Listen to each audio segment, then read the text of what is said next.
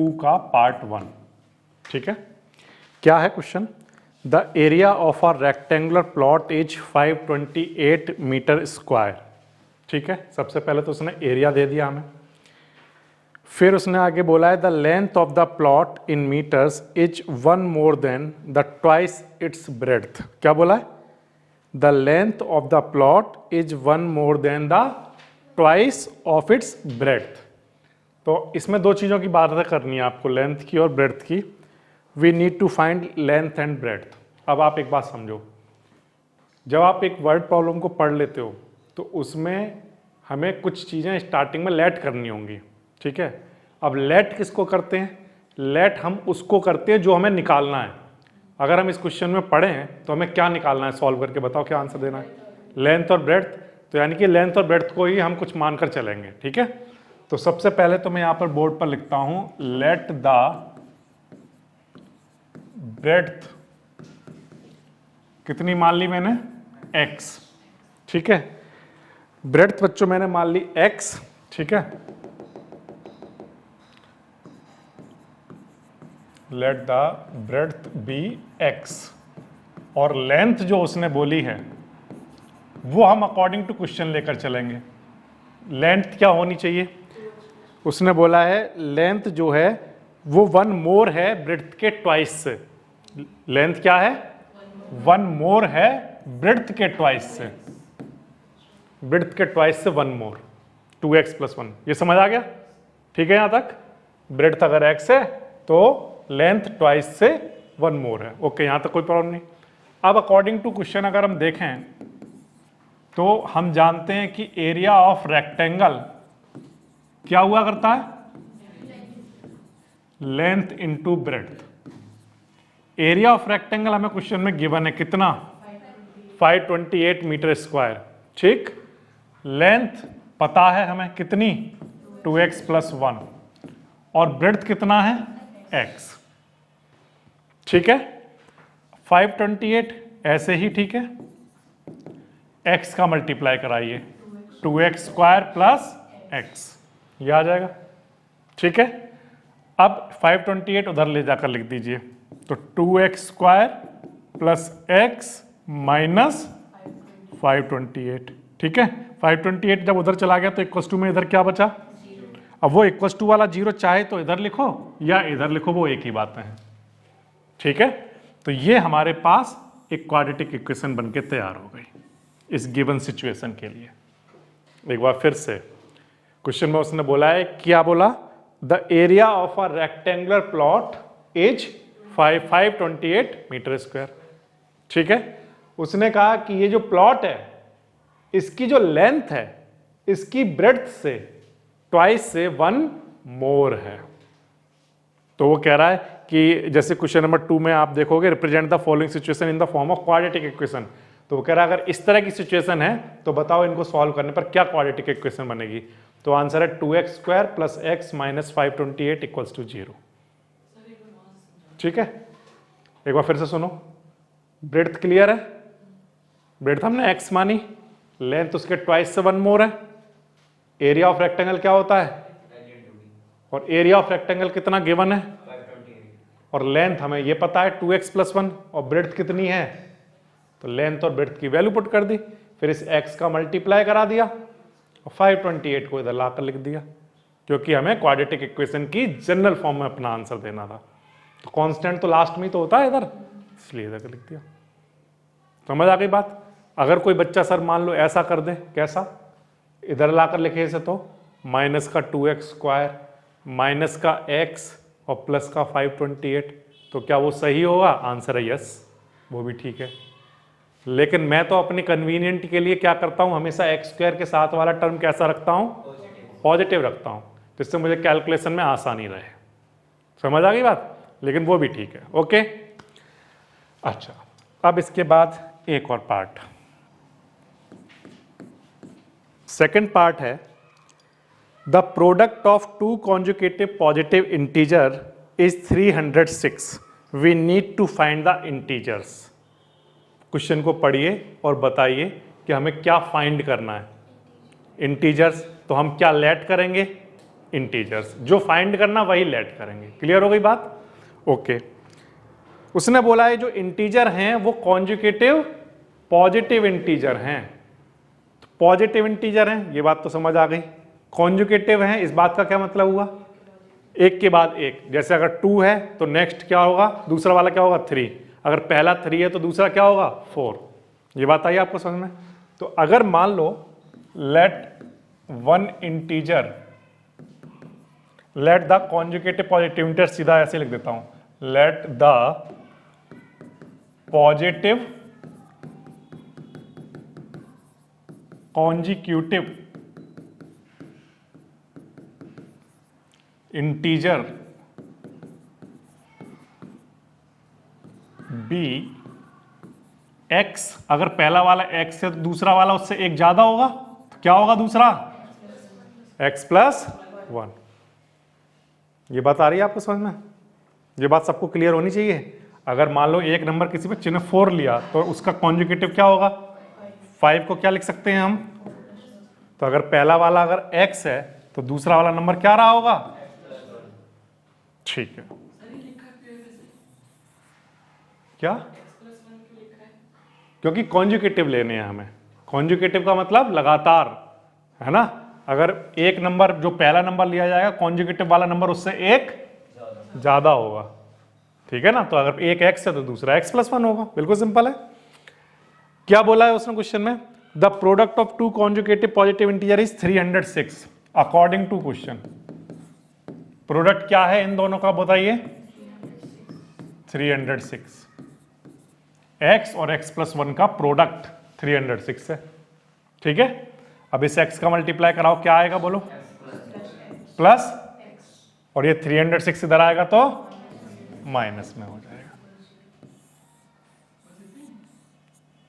बस quadratic equation solve हो गई।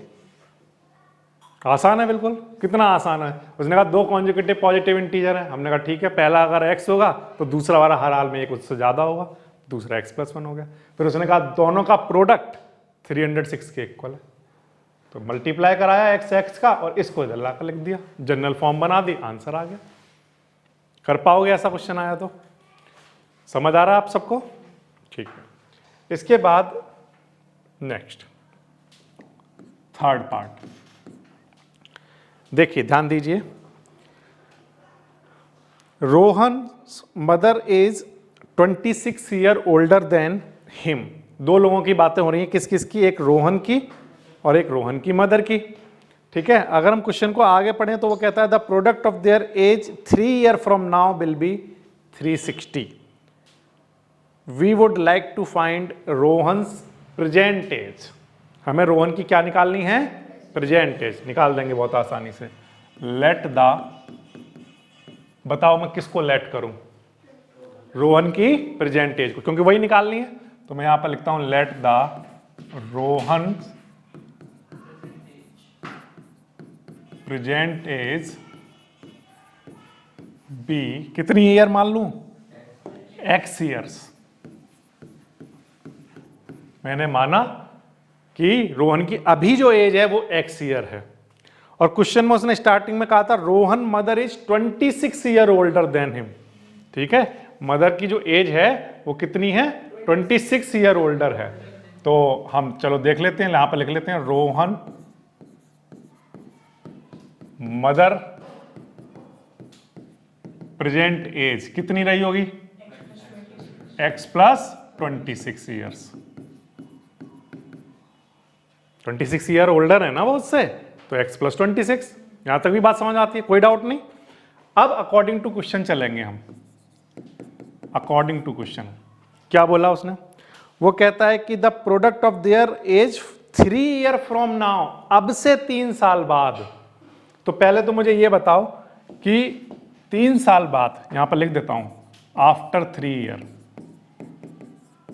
आफ्टर 3 ईयर बता सकते हो रोहन कितने साल का हो गया होगा? रोहन एज पहले अभी x का था प्रेजेंट में, 3 साल बाद 3 ईयर और ऐड हो गए होंगे उसकी एज में, तो x प्लस 3 ईयर का हो गया होगा, ठीक है? सिर्फ रोहन की एज बड़ी होगी क्या? 3 साल बाद बोलो, मदर की भी बढ़ गई होगी कितनी, जो प्रेजेंट एज है उसमें 3 ऐड हो गए होंगे, 3 ऐड हो गए होंगे। तो अभी प्रेजेंट में तो वो x + 26 की हैं, उसमें 3 ईयर और ऐड हो जाएंगे आफ्टर 3 ईयर। तो टोटल कितना हो जाएगा, 26 और 3 कितना, 29। ये मदर की एज रही होगी आफ्टर 3 ईयर फ्रॉम नाउ। ठीक है। अकॉर्डिंग टू क्वेश्चन अगर मैं चलूं तो वो कहता है product of their ages, according to question 3 साल बाद जो एजेस हैं दोनों की, उनका प्रोडक्ट, 3 साल बाद जो एजेस हैं उनका प्रोडक्ट किसके इक्वल है प्यारे बच्चों, 360 के।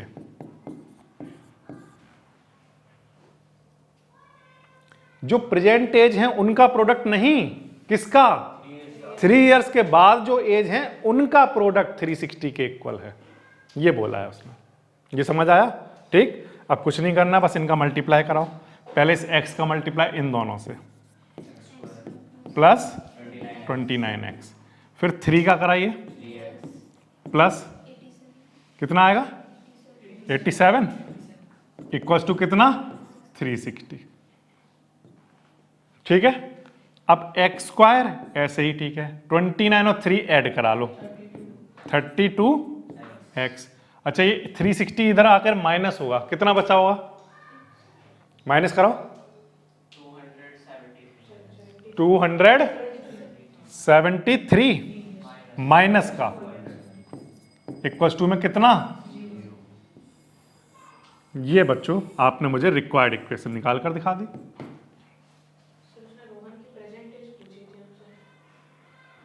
We would like to find, हमें निकालनी नहीं है, हम निकालना चाहते हैं तो हमें केवल रिप्रेजेंट करके देनी है इक्वेशन।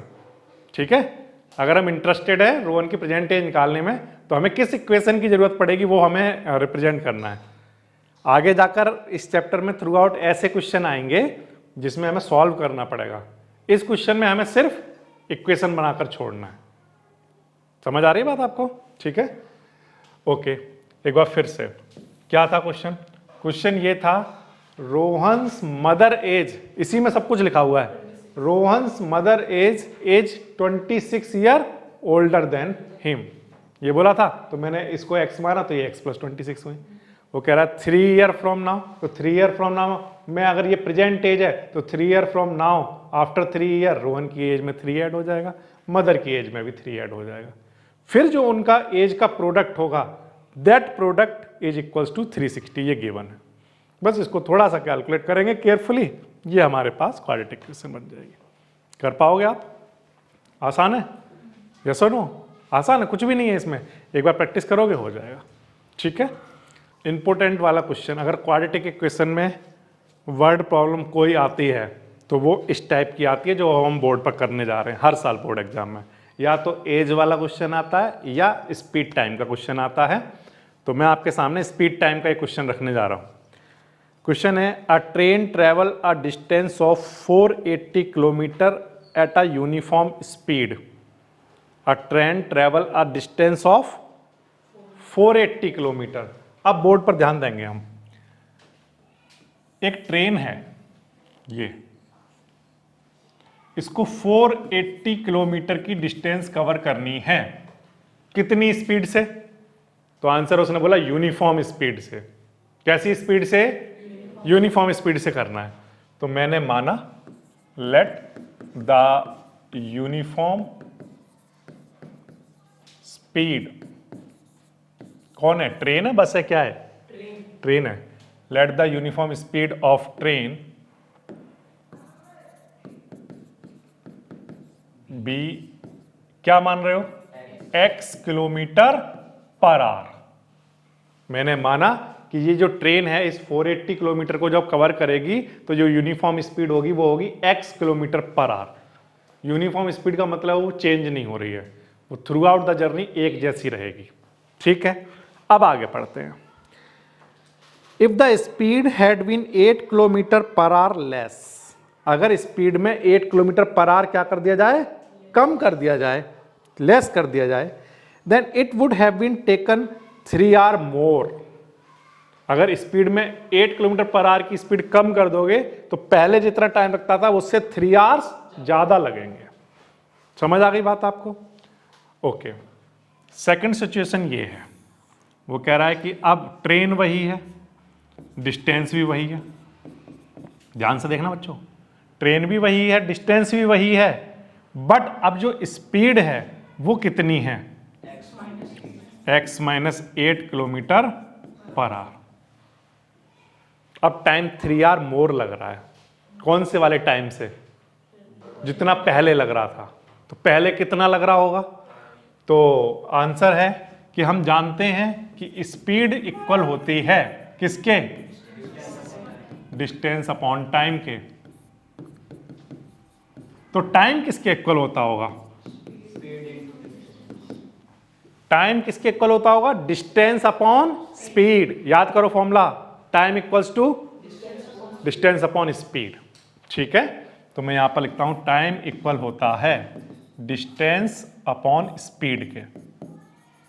पहले वाले केस में प्यारे बच्चों आप मुझे बताइए डिस्टेंस कितनी थी? सबको क्लियर दिख रहा है? 480 किलोमीटर थी सर पहले बार में डिस्टेंस। तब कितनी स्पीड से जा रही थी ट्रेन? x। तो यानी पहले इतना टाइम लग रहा होगा। ठीक है, सेकंड सिचुएशन में बताइए कितना टाइम लग रहा होगा? तो आंसर है कि सर अभी भी हमें डिस्टेंस कितनी चलनी है? 480, बट स्पीड अब कितनी है? ये दोनों लाइनें समझ में आ गई? टाइम इक्वल होता है डिस्टेंस अपॉन स्पीड के। तो पहली बार में डिस्टेंस 480 थी, speed x, distance upon speed. दूसरी बार में डिस्टेंस उतनी है बट स्पीड कम हो गई है, x माइनस 8। तो डिस्टेंस अपॉन स्पीड, अब ये टाइम लग रहा है अकॉर्डिंग टू क्वेश्चन। क्या कह रहा है क्वेश्चन? क्वेश्चन कह रहा है कि ये वाला जो टाइम है ना, ये वाला जो टाइम है ये पुराने वाले टाइम से पहले जितना टाइम लगता था उससे क्या है? 3 आवर मोर।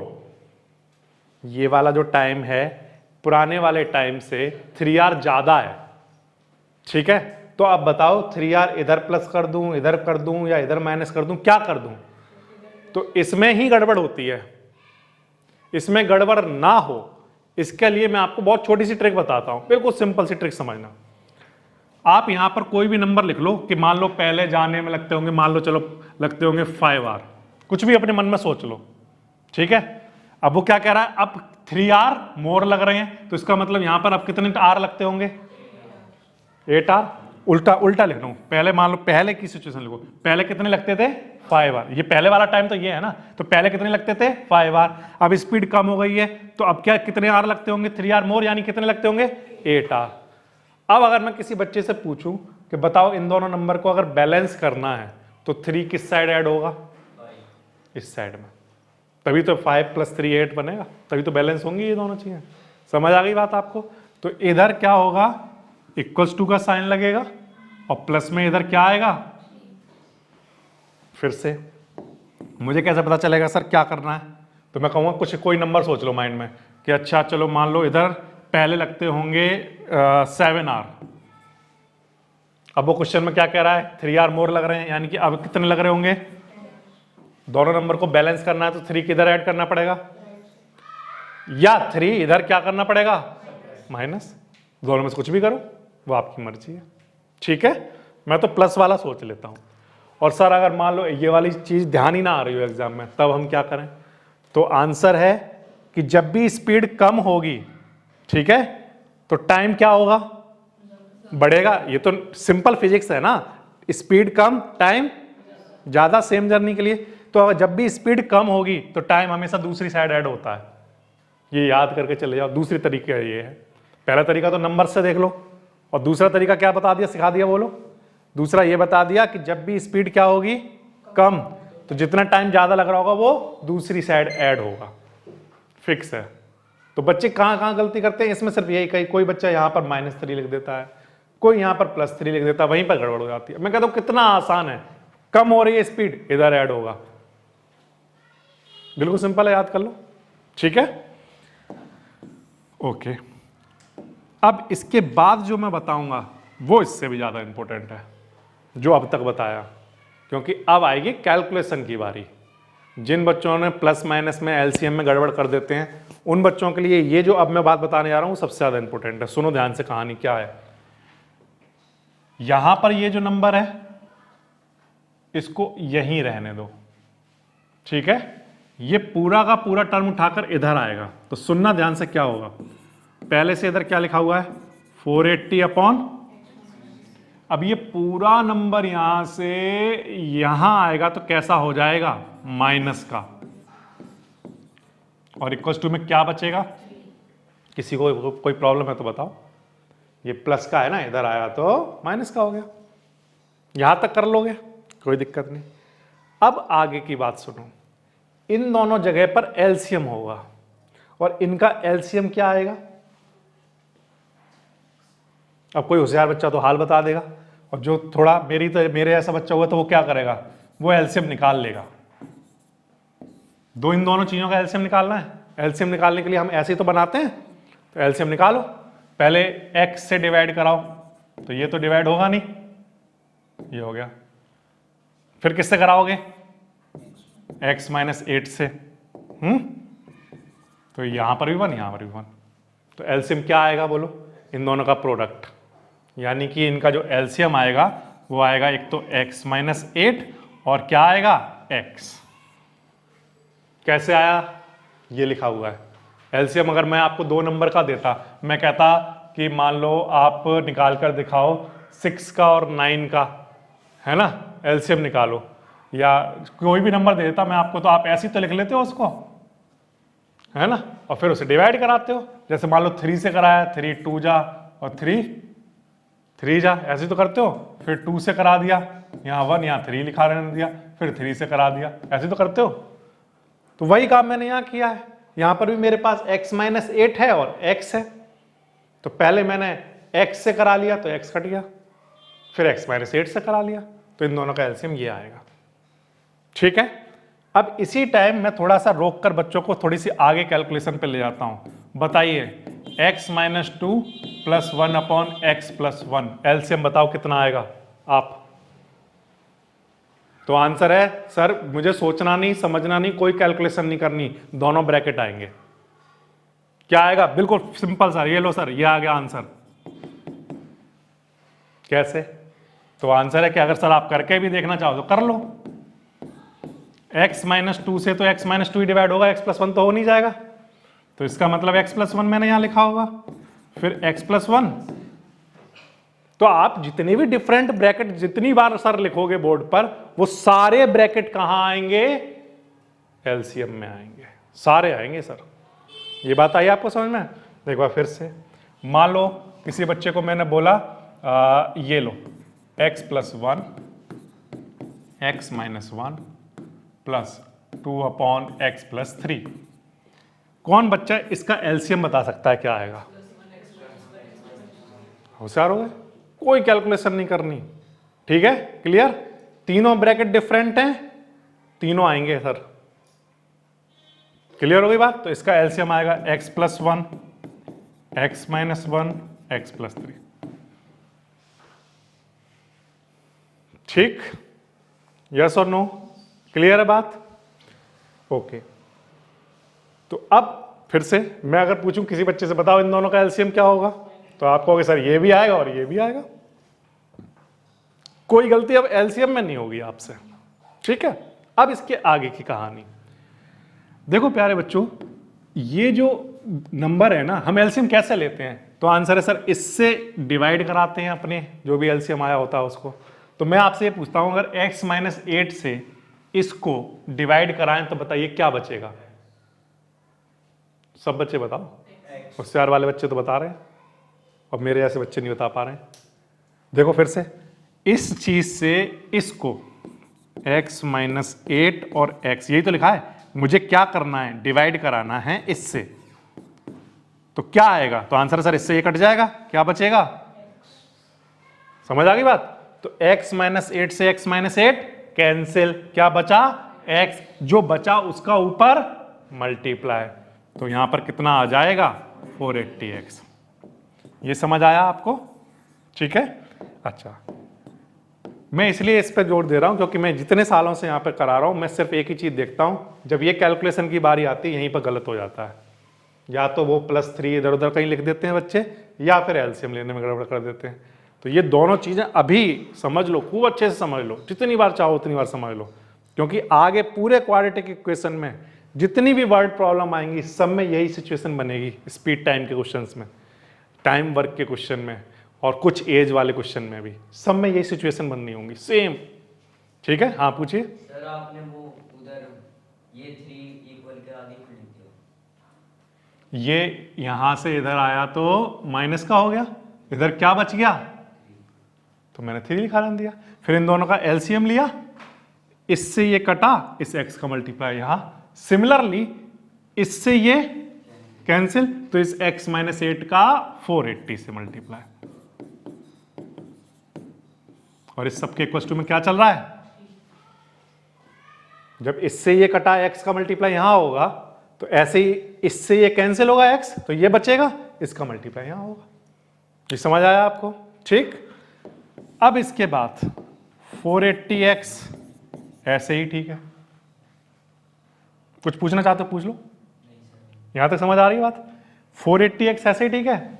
इस -480 का मल्टीप्लाई x से कराओगे तो कितना, माइनस का 480x, ठीक है।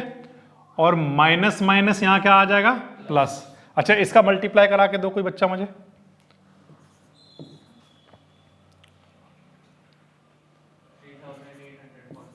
ये बन रहा हो 3840, और अपॉन में ये टर्म चल रहा है, इसका भी अंदर मल्टीप्लाई करा दो, क्या आ जाएगा, x² - 8x, और इस सब के इक्वल टू में क्या चल रहा है, ठीक है। सर यहाँ पे वो कैसा है 3840? -480 का मल्टीप्लाई 8 से कराया तो ये आ गया, और माइनस माइनस प्लस। एक जो सबसे बड़ी गलती बच्चे करते ही करते हैं, जो कैलकुलेशन को और ज्यादा लापरवाही से करते हैं, वो माइनस माइनस प्लस लिखना भूल जाते हैं। छोटी छोटी चीजें हैं जो मतलब गलतियां होती हैं। होता है ना, हम एग्जाम में सब करके आते हैं, सर हमारे नंबर नहीं आते। वो जो आप सब करके आते हो, ऐसा वाला सब करके आते हो, प्लस प्लस कुछ और ही लिख रहे हो, माइनस माइनस प्लस नहीं लिख रहे हो, तो ये छोटी छोटी मिस्टेक्स हैं। सर वहाँ पे वो 480 लिखा है माइनस का, और आगे वो प्लस का, तो ये कैंसिल नहीं हो सकते? हाँ, ये कैंसिल करेंगे अभी। ये प्लस का 480x और ये माइनस का 480x, ये दोनों कैंसिल, ठीक है। अब क्या बचा वो देख लेते हैं। ये पूरा ब्रैकेट यहां मल्टीप्लाई में आएगा, ठीक है। तो इस 3 का मल्टीप्लाई x² से कराऊंगा तो 3x², और 3 का इसमें कराऊंगा तो 24x, और इधर कितना बच जाएगा, 3840, ठीक है। फाइनली 3x² - 24x ऐसे ही ठीक है। ये उधर जाएगा तो माइनस का हो जाएगा, ठीक है। अब ये उधर गया तो इक्वल्स टू में यहां 0 बचा होगा, वो इधर ना लिखकर इधर लिख दो, वो एक ही बात है, ठीक है। यहां तक बात आ गई आपको समझ में? ये आपकी क्वाड्रेटिक इक्वेशन बन गई। लेकिन अगर इन तीनों नंबर में से कुछ कॉमन आ रहा है, ठीक है, तो कॉमन भी लिया जा सकता है। मतलब ये कि मुझे दिख रहा है ये 3 से ये भी डिवाइड होगा, 3 से ये भी डिवाइड होगा, और अगर 3 से ये भी डिवाइड हो रहा है तो मैं 3 क्या कर ले लूंगा, तीनों में से कॉमन, ठीक है। तो करके देखता हूं 3 से तीनों डिवाइड हो रहे हैं या नहीं। यहां तो x² बन रहा है और 8x, ये 1 और फिर 2 और फिर 8 और 0। ये क्या कर दिया सर? कुछ नहीं किया, इसमें सब में से क्या कॉमन ले लिया, 3। मतलब 3 को सबसे डिवाइड कर दिया। हाँ, या तो कोई बच्चा ये कहे कि 3 से इधर भी और इधर भी डिवाइड करा दिया, तो देखो 3 से सबको डिवाइड कराओगे तो ये बचेगा, और 0 को 3 से डिवाइड कराओगे तो 0 ही बचेगा। या कोई बच्चा ये कहे कि इन तीनों में से हमने क्या कॉमन ले लिया, 3, और फिर वो 3 कहां चला गया, 0 में, तो क्या बच जाएगा, x² - 8x - 1280।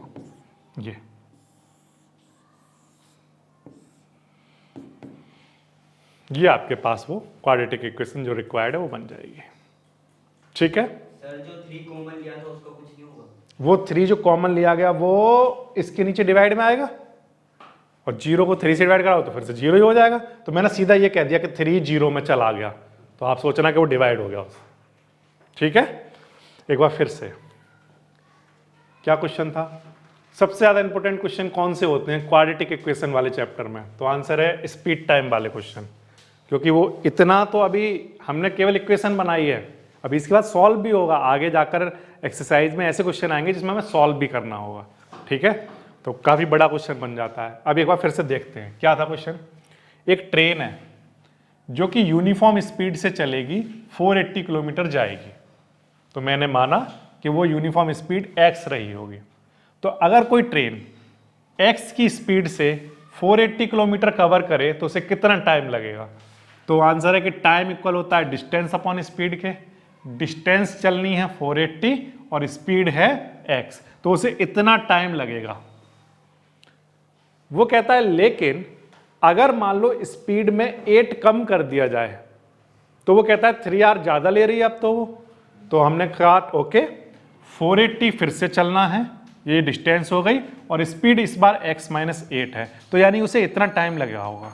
लेकिन क्वेश्चन में तो वो ये कह रहा है कि अब जो टाइम लगा है वो पहले वाले टाइम से ज्यादा है। कितना? 3। ठीक है ना, यहां तक बात आती है समझ में? ये ज्यादा है, +3 इधर ही करना है, इसका हमने तरीका बना लिया। कोई भी नंबर सोचा, क्या सोचा कि मान लो इधर 2 यहाँ पर 2 आवर लग रहे होंगे, तो अब 3 ज्यादा लग रहे हैं, यानी कि इधर 5 आवर लगने लग गए होंगे अब। तो इन दोनों नंबर को बैलेंस करने का मतलब इधर +3 इधर होगा, ठीक है, या -3 इधर होगा, दोनों में से कुछ भी कर लो। -3 में इसलिए नहीं कर रहा हूं क्योंकि फिर मैं उधर ही लेकर जाना पड़ेगा मुझे, तो इससे बेटर है कि मैं +3 इधर कर दूं। या दूसरा तरीका ये है कि ये वाला क्वेश्चन कौन सा वाला क्वेश्चन है? तो आंसर है ये वो क्वेश्चन है जिसमें स्पीड कम हुई है। जिधर स्पीड कम होगी तो टाइम दूसरे वाले टाइम में जाकर ऐड हो जाएगा। ठीक है, ओके। नेक्स्ट स्टेप में क्या किया सर हमने?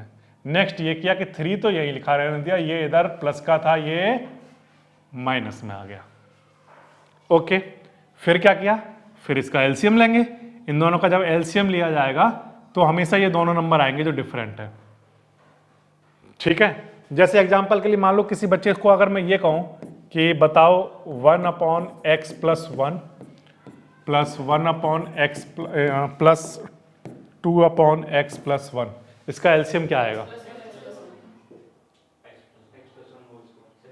सिर्फ x + 1। ये लड़का होशियार है, ये कह रहा है कि सिर्फ x + 1 आएगा सर। क्यों? क्योंकि सर सेम है, दोनों नंबर दोनों ब्रैकेट कैसे हैं?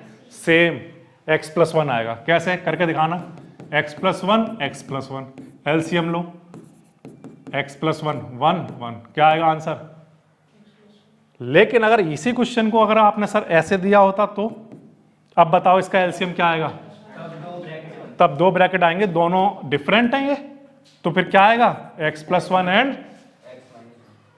तो मैंने आपको ये बोला था कि यहां पर जितने भी ब्रैकेट हैं ये जो, इनमें डिफरेंट क्वांटिटी अगर हैं तो ये दोनों आएंगे, और अगर सेम हुए तो एक ही आएगा। चलो अब थोड़ा सा देखते हैं कि कितने टॉपर बच्चे बैठे हैं यहां पे।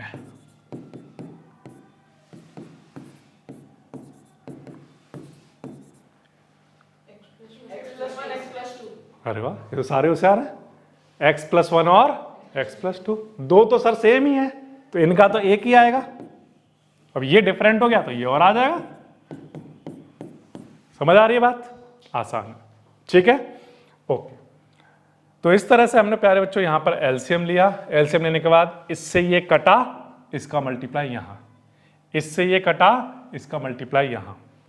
फिर इसको जब मल्टीप्लाई कराया, मल्टीप्लाई कराने के बाद ये कैंसिल आउट हुए, इसका मल्टीप्लाई यहां कराया 3 से, और फिर स्टैंडर्ड फॉर्म बनाने के लिए इसको यहां लाकर लिख दिया माइनस में। अगर कुछ कॉमन आ रहा है तो कॉमन ले लिया, ये आपका आंसर बन जाएगा। कर पाओगे ऐसा क्वेश्चन आ गया तो? ठीक है, तो ये प्यारे बच्चों आपकी फर्स्ट एक्सरसाइज यहां पर कंप्लीट हो जाती है, एक्सरसाइज 4.1। कोई भी सपना साकार करने के लिए सबसे जरूरी है सही कोच का होना। चुनिए जीएस क्लासेस को और करें अपने बोर्ड एंड जेईई का सपना साकार। Download the app now.